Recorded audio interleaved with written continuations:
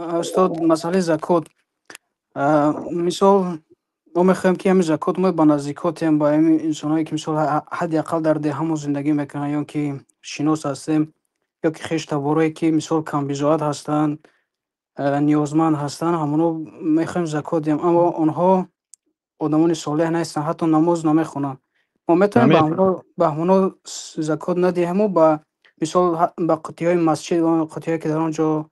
یعنی که برای زکات جمع میکنن که در مسجد های همین طرف های اروپا یعنی اعلام میکنن اماما که مثال در بنگلادش یا در هندوستان یا در دیگر دولت ها در مدرسه ها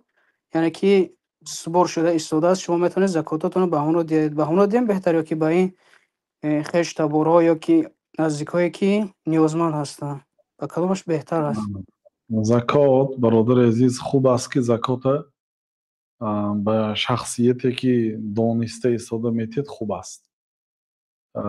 به شخصانی فاسق شخصانی بینماز زکات دادن خوب نیست زکات داده نمیشد قول صحیح اما به این در مردمی اروپا پول جمع میکنن واقعا همین زمین لرزه ترکیه سال گذشته وقتی که شد در 3 جمعه 100,000 یورو جمع کردن در این مسجدی که ما نماز میخوانیم در 3 جمعه 3 بار جمع کردن 100,000 یورو شد به ترکیه فرستادن اینا چشماشون سیر است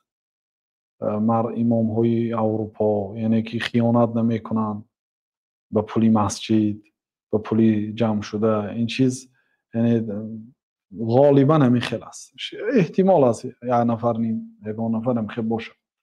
لیکن به هر حال همین مردمی تاجیکی خودمون هم خیلی محتاج هستن برادر عزیز در تاجیکستان یا در روسیه عموما مردم همین در همین مهاجرت های هم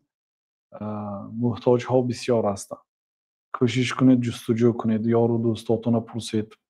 برادرای پرسید میابید انشاءالله ما باید اول مردمی خودمون تامین کنیم مشکلی های مردم ما تامین کنیم انشاءالله اگر ما که چون که ما از نزدیکان ما پرسیده میشیم درست است که به تمام مسلمان ها خدمت کردن در کار